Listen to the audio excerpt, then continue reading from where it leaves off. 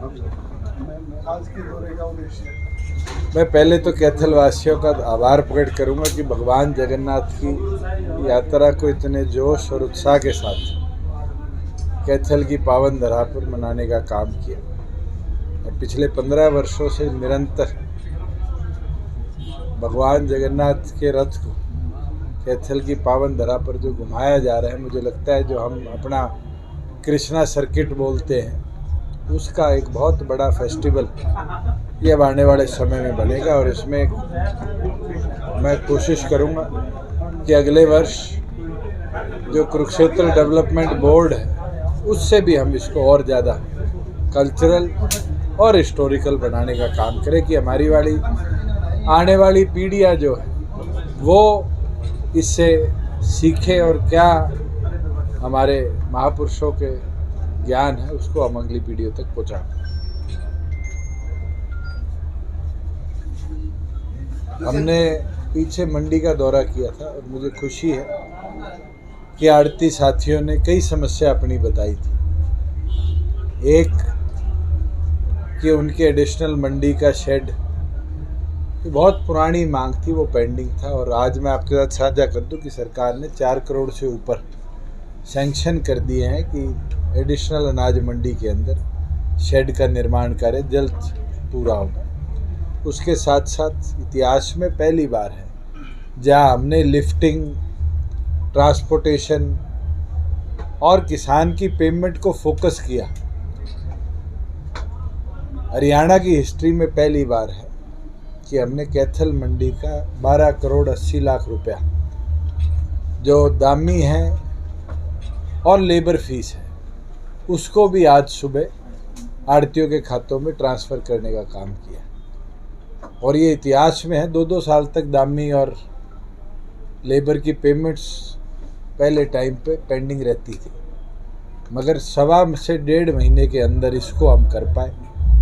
ये मुझे लगता है कि आने वाले समय में जो आड़ती भाइयों के मन में कहीं ना कहीं ये था कि मंडियाँ बंद हो जाएगी, उसको भी मजबूत करेगा और उनके सुचारू रोजगार चलते रहे, इसके लिए भी उनका साथ देने का काम करें। गठबंधन के प्रति आपकी तरफ से हमेशा पॉजिटिविटी दिखाते हैं आप लोग, लेकिन कल यहाँ पे प्रोग्राम था, राष्ट्रीय अंतर्राष्ट्रीय योग दिवस मनाया गया। आपके राज्यसभा सांसद आए थे यहाँ पे, राज्य मंत्री आए थे। बीजेपी का कोई भी कार्यकर्ता, कोई भी पदाधिकारी, यहाँ तक कि बीजेपी के विधायक प्रोग्राम के अंदर कौन आता है कौन नहीं जाता, इसको स्टेट गवर्नमेंट चलाने और अलायंस के प्रति सवालों में आप लोग उलझाने का काम ना करें। क्या गडकरी जी आए उस समय मैं और माननीय मुख्यमंत्री दोनों पूरा दिन उनके साथ नहीं रहे?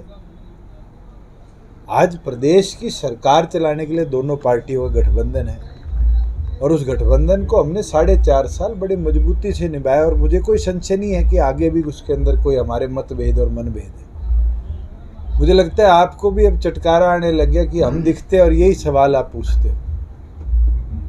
मैं तो 3.5 साल में जब भी आपके साथ बैठा हूँ सबसे पहला सवाल ये पूछते हो, ऑल इज वेल? मैं कहता हूँ ऑल इज वेल, और ये आपको बोल देता हूँ। जिस दिन नॉट वेल होगा आपको अपने आप पता चल जाएगा, आपको पूछने की भी जरूरत नहीं पड़ेगी। आज प्रदेश के अंदर ये अलायंस ही स्टेबल गवर्नमेंट दे पाया और स्टेबिलिटी के कारण चाहे महिलाओं को 50% रिजर्वेशन की बात, चाहे हमारे प्रदेश के अंदर किसानों को सक्षम करने की बात, चाहे सूरजमुखी जिसके लिए धरना हरियाणा में हुआ उसको इंडिया में हाईएस्ट रेट पे खरीदने की बात हो। आज कांग्रेस के साथियों से राजस्थान का, कर्नाटका का रेट लेके देखो सूरजमुखी का। आम आदमी पार्टी की सरकार है पंजाब में, 4200 से 4300 रेट नहीं कर पाए और हम 6050 तो आज खरीद के हटे हैं। अगर ये हो पाया है तो एक अलायंस जो मजबूत है और किसान की चिंता करता है उसके फैसले से हो पाया। आज बुढ़ापा पेंशन हुड्डा जी कहते हैं मैं 6000 कर दूंगा, 10 साल में 700 रुपये बढ़ाई थी, हमने तो 3 साल में 750 रुपये बढ़ा दी। आज प्रदेश के अंदर गांव में बात क्या आती है? गली नाली की नहीं, आज बात आती है लाइब्रेरी बना दो, ग्राम सचिवालय बना दो, कम्युनिटी सेंटर बना दो। विजन हमारी सरकार ने दिया है और मुझे लगता है यही दोनों पार्टियों का मिलकर चलना मजबूती से हरियाणा प्रदेश को विजन दे पाया। आज 34,000 करोड़ का इन्वेस्टमेंट बड़ी कंपनियों का हरियाणा प्रदेश में आना, हुड्डा साहब ने तो लठ मार मार के प्रदेश से कंपनियां भगाई थी। क्या मारुति गुजरात नहीं गई थी? हीरो और होंडा ने दोनों ने अपने प्लांट राजस्थान में लगाए थे। आज हम उन लोगों को प्रेरित कर कर दुनिया की सबसे बड़ी फैक्ट्री खरखोदा के अंदर लगा रहे हैं 900 एकड़ में, जिसमें 13,000 एम्प्लॉयज़ आने वाले समय में काम करेंगे 2025 से। ये हमारे विजन के कारण हो पाया है कि हम इसको अचीव कर पाए। चौटाला साहब, रणदीप सुरजेवाला कह रहे हैं कि दुष्यंत चौटाला कुर्सी के चिपके बैठे हैं, जबकि बीजेपी उनको बार बार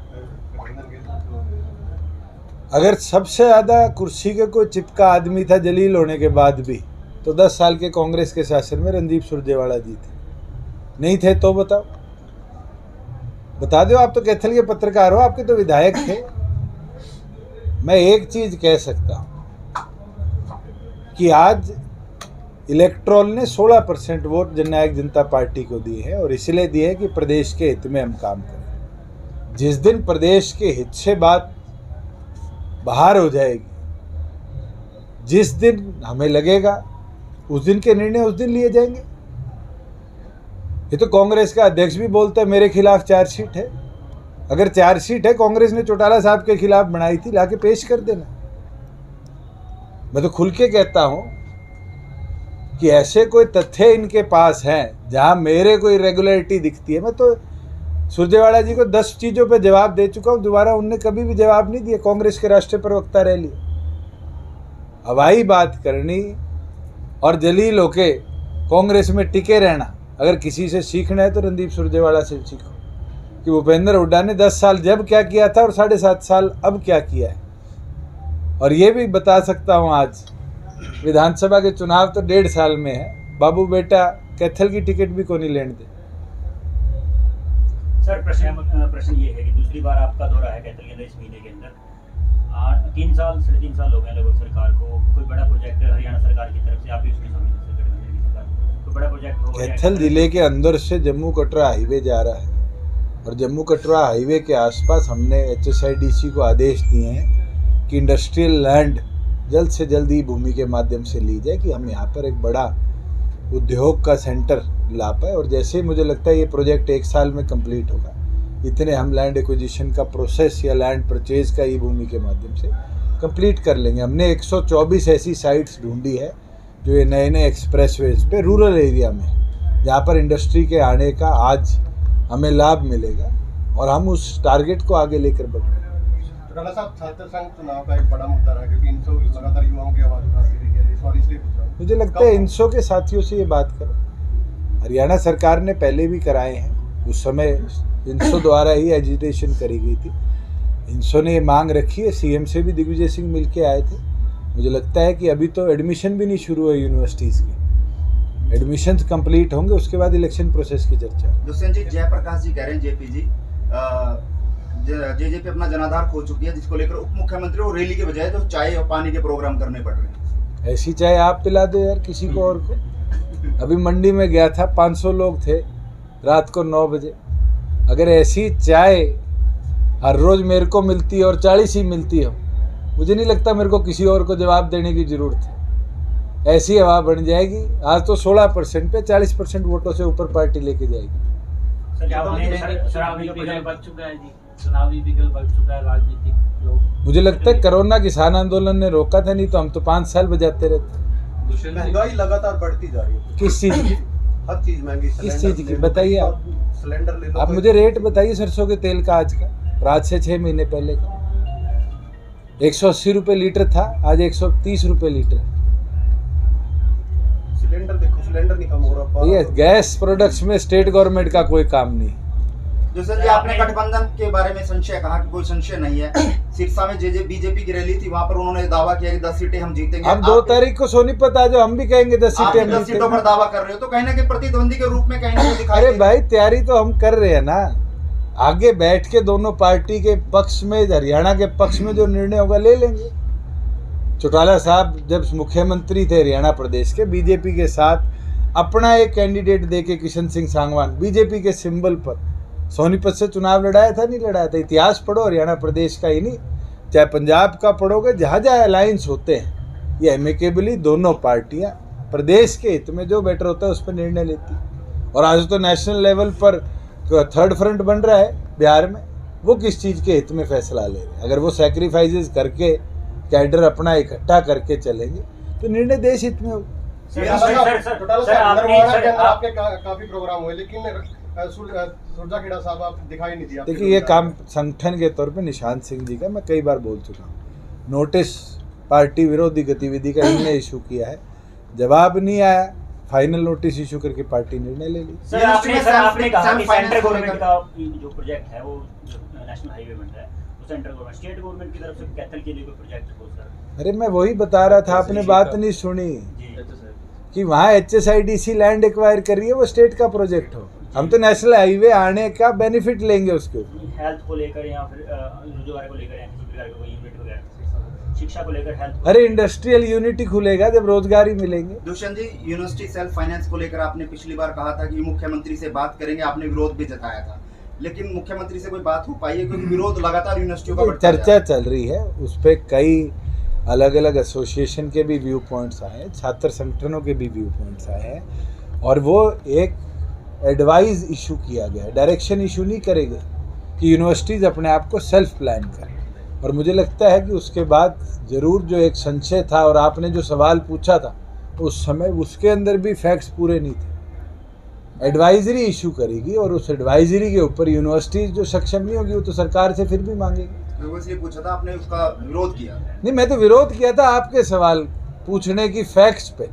मैंने जब उसकी चिट्ठी पढ़ी, सारे फैक्ट्स पढ़े, तो वो एक एडवाइजरी जारी है, ना कि एक रूलिंग जारी है कि 5 साल बाद चवन्नी नहीं मिलेगी। सड़कें कब तक बना देंगे जी पूरे हरियाणा की, जो हरियाणा सरकार बनाती है? पूरे हरियाणा में कितने किलोमीटर सड़कें हैं? हमारे कैथल जिले में नहीं हो रहा, विधायक जी बैठे मैं आपसे पूछना चाहता हूँ, पूरे हरियाणा में कितने किलोमीटर सड़कें हैं? पूरे हरियाणा की तो पता नहीं, कैथल की तो जरूर बात। आज हरियाणा प्रदेश में 38,000 किलोमीटर से ज़्यादा PWD की रोड है और लगभग 12,000 के आसपास किलोमीटर मार्केटिंग बोर्ड की रोड है। आज 12,000 का तो मैं ब्यौरा नहीं दे सकता, मगर जो PWD की रोड है पिछले वर्षों के अंदर मुझे लगता है जितना एक्सपेंडिचर हमने किया इतना हरियाणा के हिस्ट्री के अंदर नहीं हुआ। आज के दिन भी 7,000 करोड़ के प्रोजेक्ट्स हरियाणा प्रदेश में चल रहे हैं और इनको और गति देंगे। हमारे पास भी फाइनेंशियल क्राइसिस है, कोई लाख करोड़ रुपया NHI की तरह टोल रोड तो हम नहीं चलाते जो हम अपने रेवेन्यू अर्न करते। उसके बावजूद भी हर विधानसभा में बिना पक्षपात के, आप कांग्रेस के MLA से पूछ लेना, 25 करोड़ के सड़कें उसकी विधानसभा में भी हमने दी। और यही है कि प्रायोरिटी 1 थी कारपेटिंग, सेकंड थी स्ट्रेंथनिंग और थर्ड थी वाइडनिंग, और उस प्रायोरिटी को लेकर हम चले। और जहाँ बात एक कॉन्स्टिट्यूएंसी के ऊपर है, आप अगर कल सुबह चले जाना कैथल से चीका, मुझे लगता है 50% का लेइंग का काम हो चुका ज़्यादा, और बारिश से पहले पूरी सड़क बन जाएगी। कैथल से जींद क्योंकि NH का प्रपोजल गया हुआ था, परसों गडकरी जी आए हैं, हमने उनसे आग्रह किया है कि सेंट्रल रोड फंड में इसकी वाइडनिंग का हमें पैसा मंजूर हो जाए। उनने कहा है कि प्रपोजल बना के सरकार भेज दे कि इसको 6 इंच कंक्रीट की पूरी आंसी तक, कैथल जींद नहीं कैथल आंसी पूरी बनाने का काम करें। तो प्रपोजल कल सुबह हम भेज देंगे और मुझे उम्मीद है कि महीने के अंदर अप्रूवल आते इस पे काम। गठबंधन सरकार के विधायक ने पोर्टल पर सवाल खड़ा किया, कहाँ देखते हैं आप इसे? किस पे? पोर्टल पे। कौन से पोर्टल पे? अरे 660 पोर्टल है, किस पे कर रहे हो आप? अरे पोर्टल पे सब कह रहे हैं। अरे भाई मैं बोल रहा हूँ 660 600 प्लस पोर्टल प्रक्रिया पे सवाल। देखो मैं मानता हूँ पोर्टल अच्छा भी है, पोर्टल गंदा भी है, उसका इस्तेमाल कैसे होता है उस पर निर्भर करता है। किसान को मेरी फसल में ब्यौरा, क्षतिपूर्ति और ई खरीद से कोई नुकसान हुआ तो बताओ। आज राशन कार्ड जो आप दफ्तरों में धक्के काट के बनवा के आते थे, आज आपके PPP से 1 मिनट में वेरीफाई होके हम इशू करते हैं ना, और वही प्रिंट निकल जाता है। क्या इससे आम आदमी का भला नहीं हुआ? तो पोर्टल कौन से की बात करो, पहले इसकी क्लैरिटी। सारों पे सवाल खड़ा कर